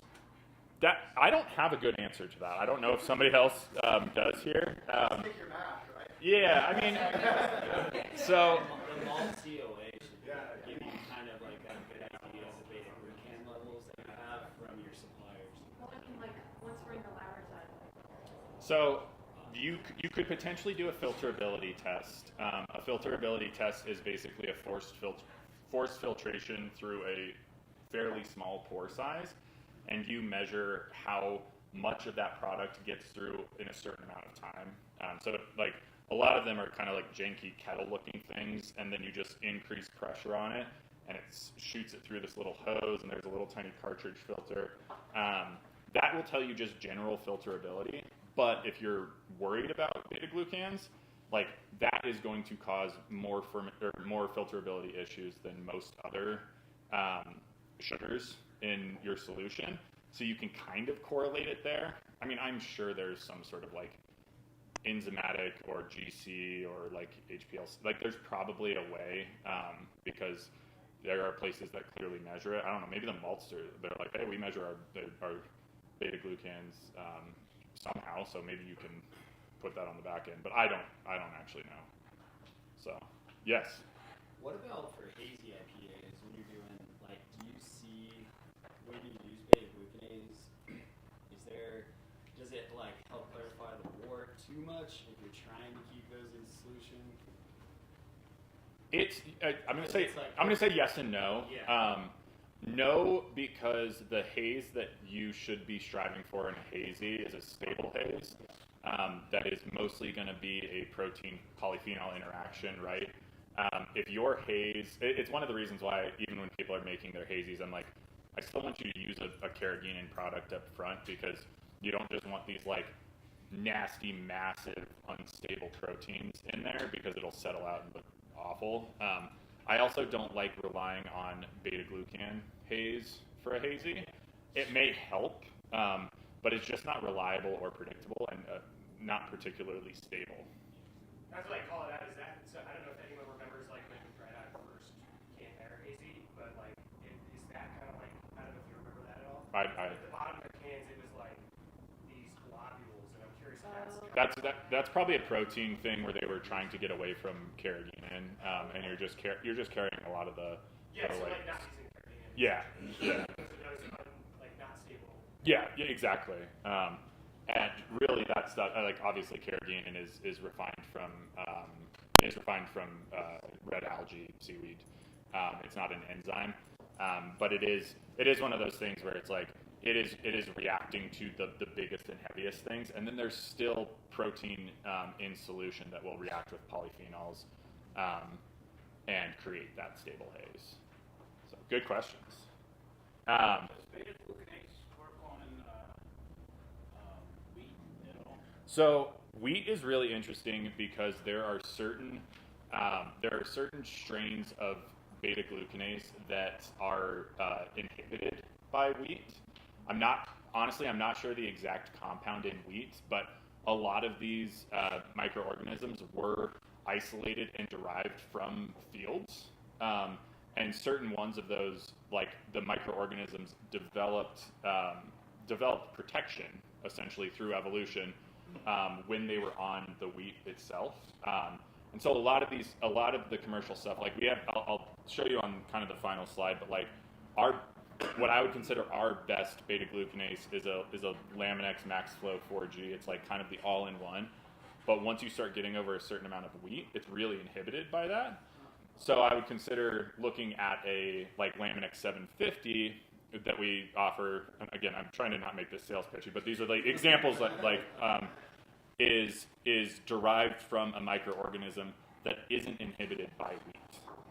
And I genuinely don't know what the wheat compound is that inhibits it, but I do know that essentially as you're above like 25-30%, the beta-glucan, like a lot of beta-glucanases just are not as effective, and people run into some real issues there. And obviously, you can see that wheat doesn't have a small amount of like xylanase. It does have this like tiny amount of beta-glucanase right there, but yeah, it's still affecting it. But I think wheat has really like as a grain it has evolved to not have a ton of beta-glucans in the actual like whole of the grain itself. So. All right, so some results here. I wanted to talk about why it matters. Reducing your laddering time, everybody's like, cool, that's awesome. Better access to starch. More turns per day, per week, that's less awesome sometimes. Like, it's great for some people. But I think a big thing is consistency and planning, right? Like, if you are able to hit your brew schedule and make sure, like, that you're consistently going to be making this output, it's just better for planning. And then, less headaches. I say more product, right? But realistically, this is a time and efficiency saver, and it's just going to make especially the employees happy. Okay, so now you run into a problem. It's fermentation inconsistencies, right? Incomplete fermentation, sluggish yeast, variable attenuation, these things that you don't necessarily expect. Some potential causes here: low fermentable sugar content, fan deficiency. So we talked about why maybe too much fan is bad, but definitely not enough fan is also bad. So you got to really play around and find that level. Vitamin and mineral deficiency, low O2 and wort. Realistically, these bottom three are not going to be totally enzyme related. You can kind of fake fan deficiency with like a protease so that you can break this down and increase your fan, which I actually have over here, but it works. It does a good job. It's an expensive way to add free amino nitrogen compared to like a nutrient or something if you're low. But if you have low fermentable sugar content, maybe it was a bad malting year. Maybe there was a tough crop or something. I want to be careful with how many maltsters are in the room, right? I'm going to get my legs broken out back. But if you can change those non-fermentable sugars into fermentable sugars, once you start realizing that you've measured your fan, you have enough, you've got enough oxygen so that you're building up a good yeast base, now maybe it's time to consider doing something that could get you a little bit more fermentability. Glucoamylase. I think what people mostly are familiar with glucoamylase is for making like super high RDF light lagers, right? If anybody's tried to get like in that mid 80s range RDF, you almost can't do it without an exogenous glucoamylase because you just want to be breaking down everything that contains a glucose molecule into simply glucose. I do think that there is a little bit of there is something to be said about having too much of your fermentable sugars be as glucose. There's some glucose yeast toxicity stuff there But for the most part, commercial glucoamylases, as long as you're using it on a somewhat well-modified malt, is going to provide you with a decent amount of maltose. And a lot of times yeast will consume that glucoamylase, or the glucose first, go to maltose, and then come back to the remaining glucose. Yeah. If you're doing any kind of like a decoction mash, would that affect how effective, or would it make glucoamylase like more or less effective? Right? Can't we denature it? Yeah, I mean, it's denatured. Most of the glucoamylases that are commercially available are fairly thermostable, and you're going to get glucoamylase interaction if you add it prior to decoction, beforehand. So you're going to get some results there. Okay. I think it's really hard to say that there's not going to be some sort of negative impact there. But I honestly don't know fully what that impact would be. Yeah, you're talking about like having too much. Yeah. And that's kind of what I'm. Too much of the conversion. Yeah. Yeah, I mean the conversion that I would dial in is mostly based off of dose rate and pH. Like decoction will have an impact, but it's probably going to be a lot less of an impact than what your pH would be. Like if you're buffering it up or down, that's probably going to have a larger impact on your efficiencies there, in my opinion. It's breaking this specific. Oh, do you have another? I mean, you know, like average like pH range for mash, but like, is there a more or less effective if you're on the higher or lower end? Yes, totally. And we actually most of the enzymes that I sell, and pretty much any enzyme out there, should have an optimal curve, right? And that's where you can be like, I know that my pH is going to be slightly lower, or like I know that my temperature, I don't have the ability to control for temperature perfectly when I'm doing this stuff. You can still play around with that and know, hey, I'm in the 40% efficacy range. Maybe I'll add at the higher end of the dose rate instead of the lower end, or give it some more time. Yeah. Is there a way to like bench test something like this where there's like a measurable outcome? It's harder to bench test the hot side enzymes just because you are going to have to like essentially fake the temperature. Yeah. But you can. What my recommendation almost always for anybody that's trialing a new enzyme is you trial it at the high end. You do a small pilot batch, or if you can't do a small pilot batch, you just say, is this working the way that I want it to work? And then you dial it all the way back down. Glucoamylase is a little tough, right? Because if you're like, I want to be in the like low 80s, but I don't want to get all the way up super high. You have to kind of get that dialed in perfectly first, but it's hard to do on a benchtop scale because it's not like you can pull it off. You're tossing it in a carboy or something, and right, it's on the cold side enzymes. But yeah, I'm sure there are ways that people have come up with it, but not that I. Yeah, just curious. I figured as much, but I was just curious. Could you possibly be doing rapid fermentation on your work just to try it out? Something like that. You definitely could. I mean, it's less like, especially for a glucoamylase, it's less about the like testing the I guess efficacy of the fermentation and more just how much you're actually converting from your starches to your glucose. But yeah, I mean, doing a force That ferment. wasn't a loaded question, by the way, because my previous employer did it both ways. Mash mixer and added it going in. Right. Yeah. Now, for the class, how do you think we controlled that to make sure we got what we wanted? Pasteurization. It's actually pasteurization, but prior to pasteurization, good answer. No. I have no idea. You watch the ratio drop. Okay. Yeah. Right? Watch the ratio drop and hit a certain point. Then we did, well, we called it something like pasteurization. You're denaturing the enzyme at that point. You're saying, hey, we got this. Yeah. And that is something. Obviously, it's a fairly easy thing to be able to measure your glucose content, right? Even if you don't have a fancy machine, you can basically take a diabetes test and see how much glucose is in something. Pilulinase and glucoamylase, these have gone together for a really long time. Pilulinase is breaking down. So I was starting to mention it. I should have actually mentioned it.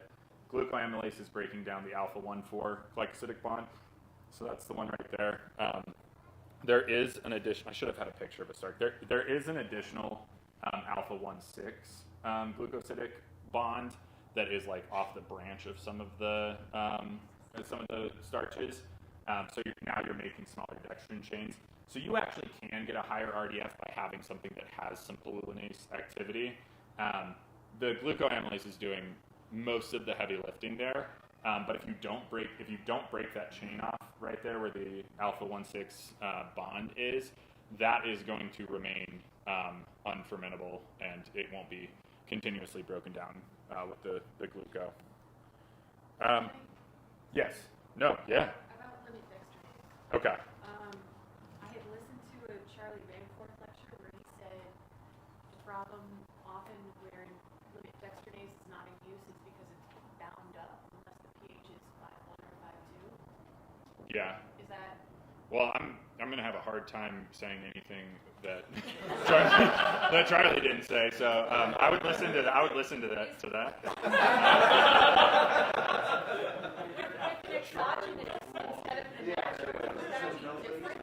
No, it would not be different for exogenous versus natural. You still do if it is bound, and essentially it's in a pocket or it's wrapped up in something, right? That you need the pH change to be low enough so that you're breaking those hydrogen bonds and releasing it. If the key can't get to the lock, it's not going to work. Is the best way I can describe that. So, good question, but listen to Charlie. That's my answer.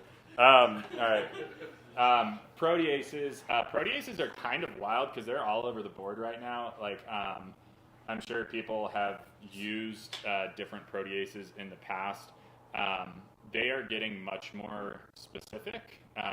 Some proteases just attack any protein, and they're just going to be releasing more amino acids to be consumed by the yeast. Some proteases are very specific. I think I have a slide about an endo-specific, proline-specific endo protease where it's only breaking proteins out of proline-proline bonds. But essentially, what a protease is doing is it is interacting with a protein, as the name suggests. It goes from proteins in the wort. You can add a protease, free amino acids, increase FAN, great diff, increase nitrogen. This is kind of an interesting chart of like glucoamylase and protease together, where you can see like if you're high gluco but low protease, and this is not just exogenous, right? Like if you're using glucoamylase and you have a malt that contains a high amount of protease that's still active, you might even end up in this area over here. But it's one of the things to consider if you're like, hey, I'm trying to drive that RDF. Maybe I'm not having exactly the results that I want, and that's where you can like potentially consider adding a protease to like accentuate what the glucoamylase is already doing, because you can turn it into glucose, but if the yeast is unhappy, then you're not going to get a good fermentation anyways, and that's where you may run into some of that like glucose toxicity. I think we already talked about all this stuff. Starch conversion, yeast health, yeah. Cleaner fermentations is kind of an interesting one. I feel like I could slap that on pretty much anything and she's like, yeah, it's cleaner fermentations. Like realistically, I think I put that on there mostly because if you can have some natural consistency in your FAN levels, and you can kind of lower the amount of proteins that the like larger proteins that may be not confusing the yeast but interacting with the yeast in a way that kind of causes them to stress out, you can probably get some cleaner fermentations there. But I will admit that's probably a little bit cheeky on my With that being said, yeah. If you're getting these cleaner fermentations, does that potentially allow for more repitchability in the future? If these enzymes are making, more efficient work. Yeah, so the health of the yeast is obviously going to extend the life of pitchability for generations to come. I will say that for the most part, what the proteases are going to do is they're going to give more accessible nitrogen, so they'll have a healthier active fermentation, What I would care about much more for repitchability is the vitamins and minerals, so that at the beginning, when you're going through that like cell growth phase and you're trying to get that nice base, you have like really strong cell walls. There's certain compounds that can't cross the yeast cell barrier without minerals. And in brewing, a lot of those, obviously we know zinc, but a lot of those minerals are heavy enough to get lost. And that's where a protease won't necessarily help with that. But if you're going through and having active fermentations with like healthy cells, healthy daughter cells, then it will hopefully help a little bit. But if you're looking, like, biggest bang for your buck would be just something that has vitamins and minerals in it. They might have some effect there, but you're going to get a better bang for your buck looking elsewhere. Yeah. But it could be a fun like side thing that you're like, maybe I get another generation out of it. I will say, I think New Belgium is doing a extended and specific study on how glucoamylases, not necessarily like a glucoamylase specifically, but things that cause glucose to be in certain percentages, how that affects the actual like health of the yeast and the repitchability. I know Rob's been working on stuff like that for a while. I don't know what the results are, but he seems to think there is a decent amount of correlation between things that kind of fall into like 20 to 30, high 30s, low 40s% of fermentable sugars as glucose that might be causing issues in later generations of pitches. Haze infiltration issues, poor fermentability. I know not everybody's fermenting. Unintentional hazy beer, extended filtration times. So the potential cause here, and there's a lot of potential causes, there we go. Already discussed. Look at me. I knew we were going to be like talking about that. The protein polyphenol interaction is really the one that people care about. That's a big deal. Yeast haze or contamination. Obviously, that's not going to be anything that an enzyme is helpful with. And then carboxylate. So again, not something that an enzyme is helpful with here. But this is the proline-specific endoprotease. Most people are familiar with Brewer's Clarex. We sell B Clear. That's what that is. So essentially, what it's doing. This is the polyphenol. It goes into a very specific proline-rich binding site of the protein, and then it creates this. It's definitely not that nice and symmetrical, but it creates these big compounds, right, where they're stuck together in different places, and the polyphenols have two or more reaction sites, and they're just bonding to all of these proteins, so you get this big coagulation of protein and polyphenols. But if you go in and you use a proline-specific endoprotease and you cleave that off right there, essentially what you're doing is you're just taking a cut and you're cutting it at certain points here. So it's not like you're causing the binding of the polyphenol and the protein to stop binding, but it's making them much smaller, and they don't just chain up. It's interesting. It's one of the reasons that I don't necessarily recommend that people use a proline-specific endoprotease like B Clear with a colloidal silica, because essentially what you're doing is you're making these molecules smaller, and then you're trying to make them bigger to settle out. There is a particular Colorado brewery that actually uses an endospecific or a proline-specific endoprotease to make a hazy in very low dose rates, because they want to make these molecules just small enough to stay in solution and not actually settle out, but not small enough that it's not perceivable with light scattering through it. So it's a really cool enzyme. It's a cold side enzyme, so you can control it a little bit less because you don't necessarily have the hey, I'm going to instantly denature it. But people have gotten really dialed in with this stuff, and obviously it works decently well. It also, I don't even know if I mentioned it, but it also has the side effect of reducing gluten, right? Gluten-reduced beers. That's because gluten is a protein that is exactly what is being targeted, and it cleaves it, and all of a sudden the body cannot recognize that as a gluten protein anymore. So it does a pretty solid job. And if anybody's like, hey, how do I know if this is effective or not? I haven't fully fleshed it out with IFF yet, because I want that with our enzyme manufacturer, because I want to get a little bit more data. But you should be able to do a basic gluten test to verify your efficacy, and as the gluten gets reduced, it should result in your forced aging tests correlating. So it's kind of a cool, quick way to do it without having to wait. High adjunct or alternative grain brewing. Again, if somebody's using oatmeal or wheat or anything like that, there are enzyme solutions to basically force modification. Thermostable alpha amylase. This is much more common in the distilling industry. They're using a lot of corn, a lot of rice, a lot of anything. Those are big starches. I wish I had put this slide there again. But to go back, an alpha amylase doesn't cleave things into fermentable sugars. It just makes it smaller.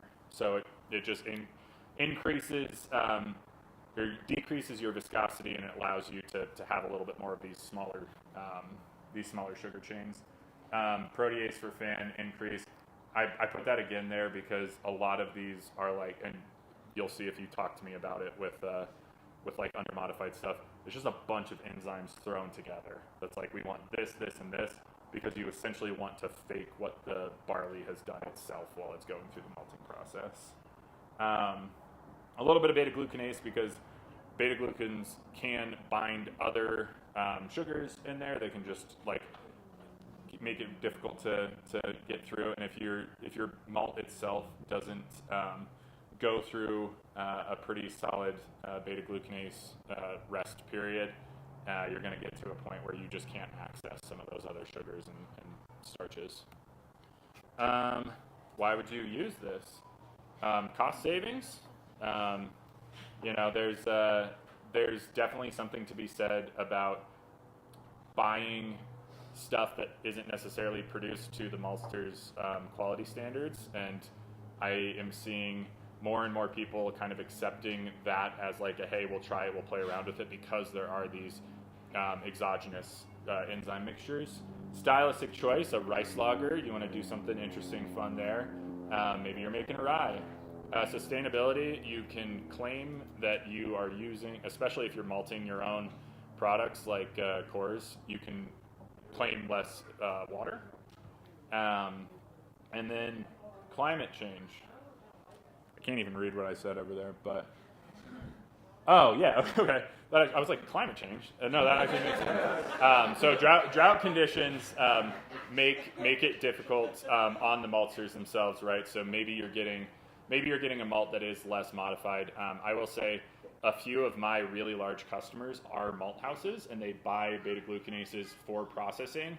It not only reduces their process time and water consumption, but it also means that they are delivering a product to the end user that is a little bit more ready to use. And they can, in these these guys can say more than I can, super competitive pricing world, you're trying to do whatever you can to differentiate yourself. And if you can go in and say, hey, I know that my product is better, even in a tough crop year, like a drought year, awesome. Or pre-malting, pre-sprouting you have that condition. Yeah, absolutely. And there are some studies that say using an exogenous beta-glucanase in the malting process, you can reduce your germination time by 20 hours or something. It's, when these large malt houses are trying to turn things over in 96, whatever the next 24 number above that is, certain number of days, 120. That should be. When they're trying to do that quickly, that's a big time savings. Yeah. So a lot of distilleries are doing serial mashing. Yes. Stuff. On the brewing side, I'm just starting to kind of play around with that. At least for me, I've seen more efficiency serial mashing than buying stuff. Yeah. Is there any added Absolutely. Mostly, it's going to be not destroying your equipment. It is like it's like, and it's the easiest way to demonstrate it on a lab scale. If you just take like cornmeal and heat it up and put some water in there and try and mix it, it will turn into like the nastiest paste. Yeah. But you take 1 or 2 drops of alpha amylase and put it in there, and it becomes liquid again. Like it is, it's really, it's very comparable to what the Be Clear stuff is doing for proteins for the starches, right? It's just cleaving it at a couple of points there, and all you're doing is loosening up those compounds. So you might even extend like the amount of efficiency you're getting out of that. Absolutely. Using raw corn already, like I noticed, like I mean, it's like 30+% more efficient than white corn. Yeah.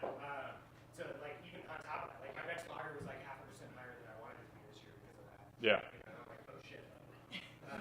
But like using an enzyme to actually make it like more of a workable product. Absolutely. Would be awesome because Yeah. that's like I almost thought about not doing it again next year because I'm like this is fucking pain in the ass. And it's something that especially distillers are like, they're turning their fermentations over super quickly. They are constantly using their cereal cookers, right?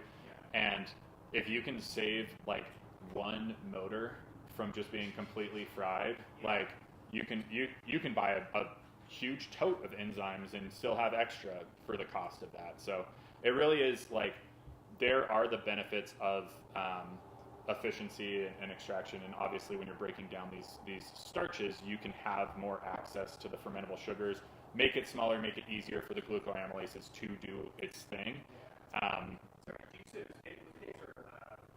That's an alpha amylase. Yep.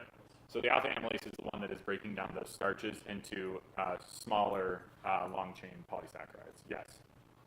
Is sour amylase the same? Very similar. Yeah. Yeah. So that's why when like you think about a traditional sake where people were like chewing it and spitting it out, that's what they were doing, was essentially they were breaking it down, and then the koji actually inputs a lot of the like there's some beta glucanase, there's some glucoamylase, there's beta amylase in koji, but that's how it like there's not an alpha amylase in koji necessarily naturally, so that's why they're chewing it.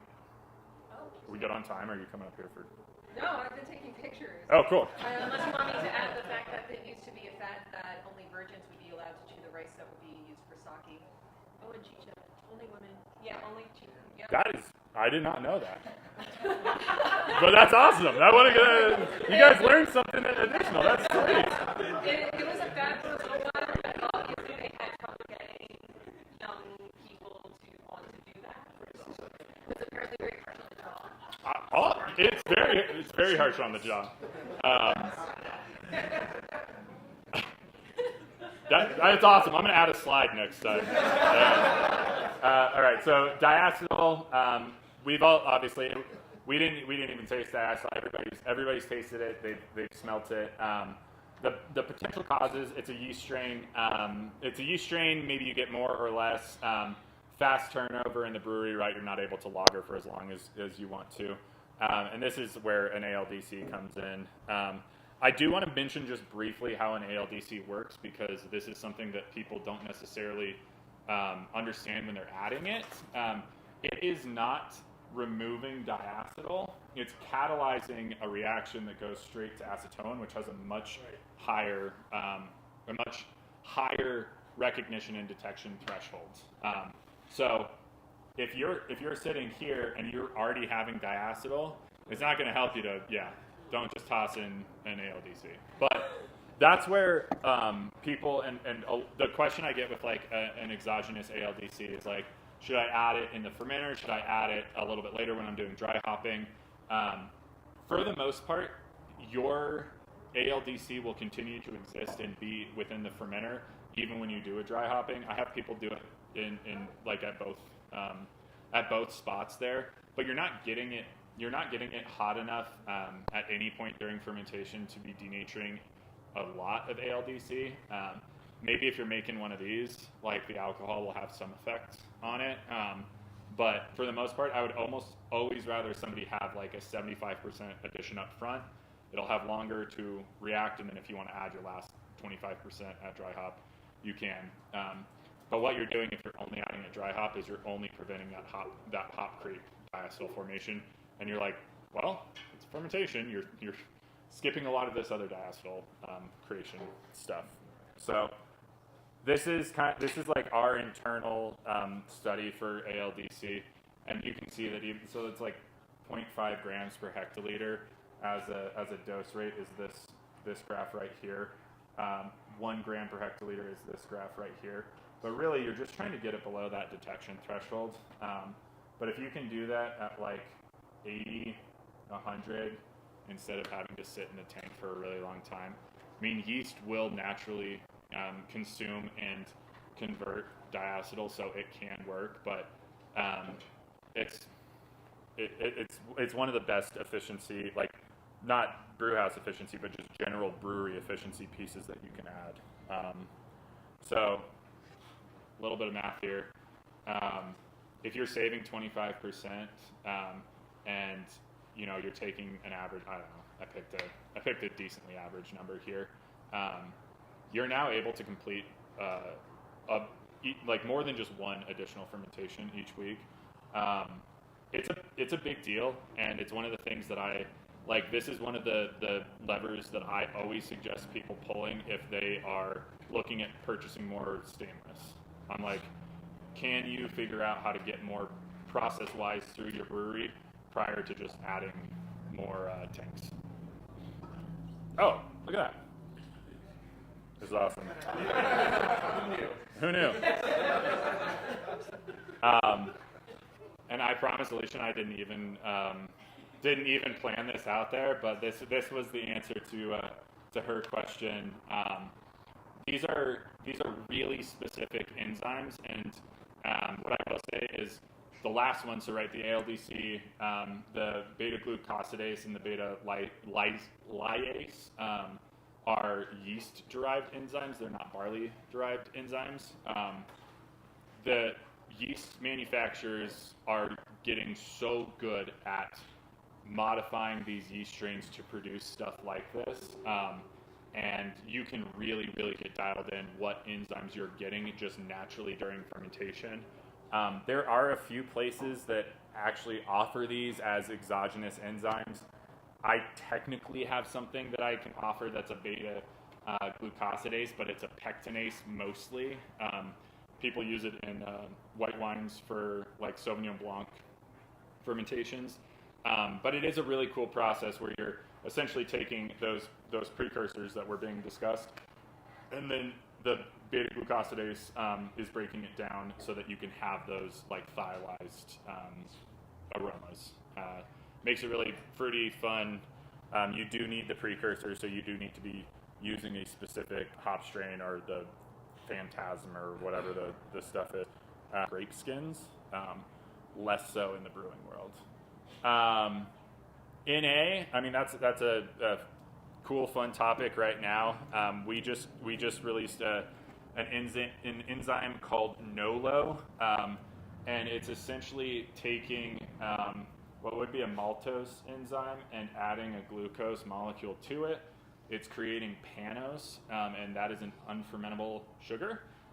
So what you can do is you can reduce your RDF into the like less than 40% range, and you're not losing a whole lot of body. I think that especially with like, we all just tasted and did the non-alcoholic stuff in terms of like the sensory impacts of what you're tasting.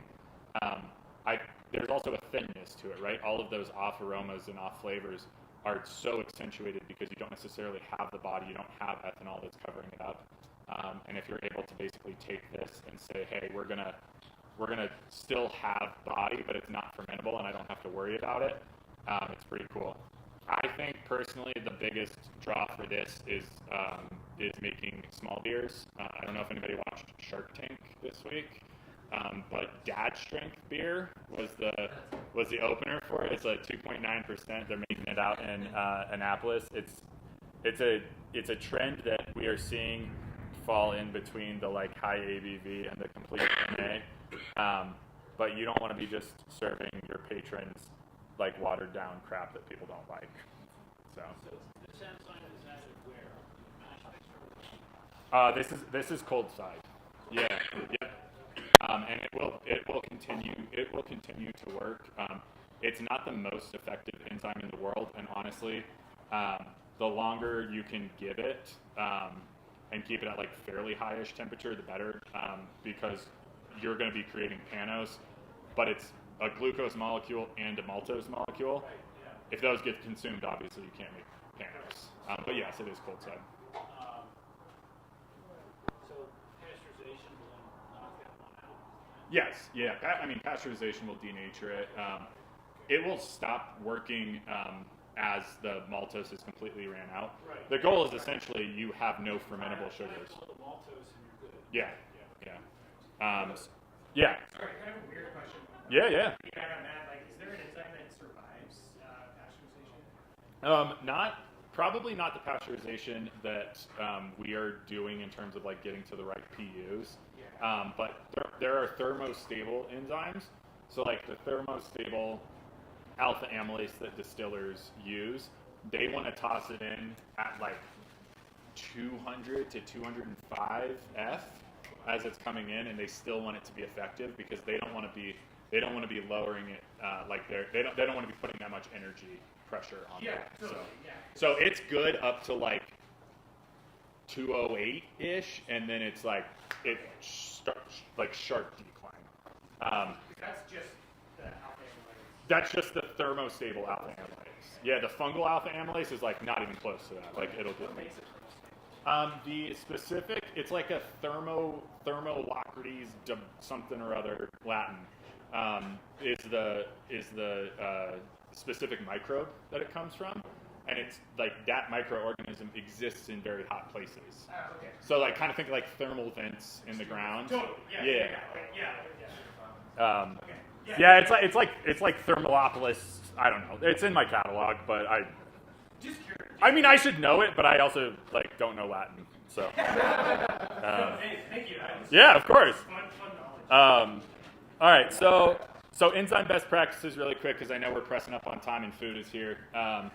Understanding the enzyme activity. If you're going to start delving into it, you want to make sure that you talk, you figure out your pHs, you figure out your temperatures. Like make sure that you understand what you're adding and you're not just tossing it in and hoping for the best.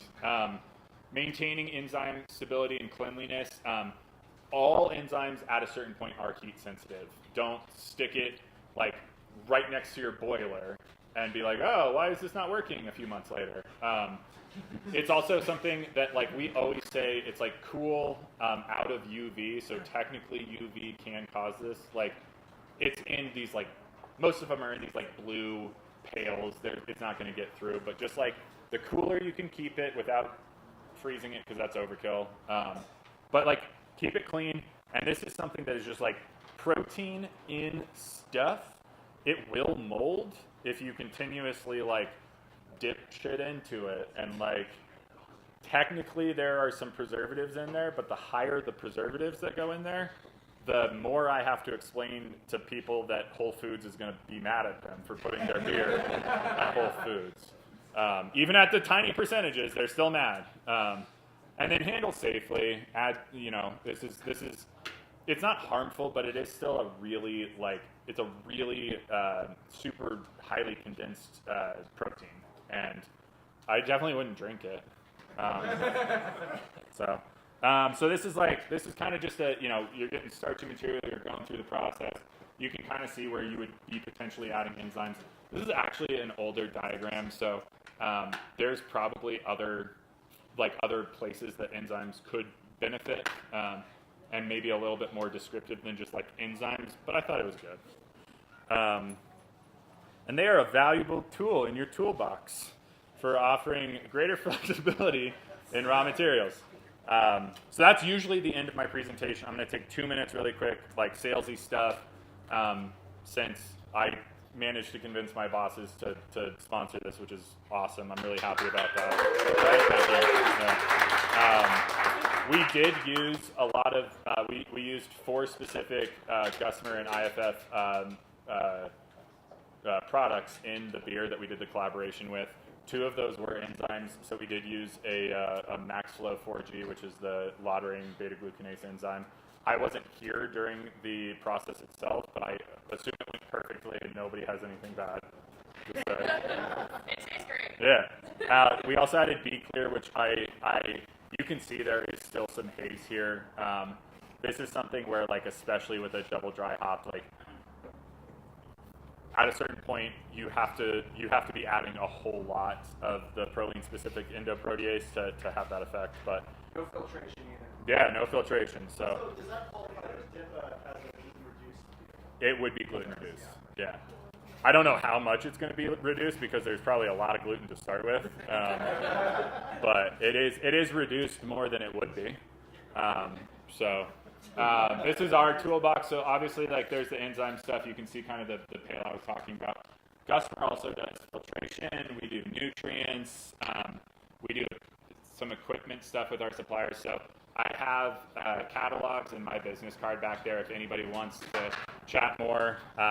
This is our enzyme arsenal. That's in the catalog. I'm not going over it. And then genuinely, like, if you guys want me to dig more into the salesy side, I feel very uncomfortable doing it here because it's supposed to be a educational talk. But if you're interested, you're like, hey, let me learn more about me, I will buy you a beer. So, yeah, cool. You did great. Hey, did it get 15 degrees hotter in here while I was talking? Okay, cool. I was like, oh, this is bad. Pete, start getting food. I'll stay up here and answer questions too. But I don't want to keep anybody from food. Yeah. Okay, when you had the slide about alternative grains, I think I saw triticale. I did not see kernza on there. And I know I just looked at that lower starch content and higher protein. Oh, is this this one? Yeah, it's there. It's there.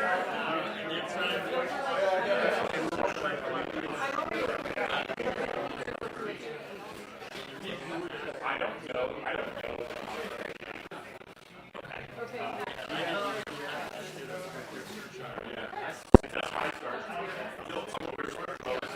It's higher protein. I just looked up the more starch compared to wheat.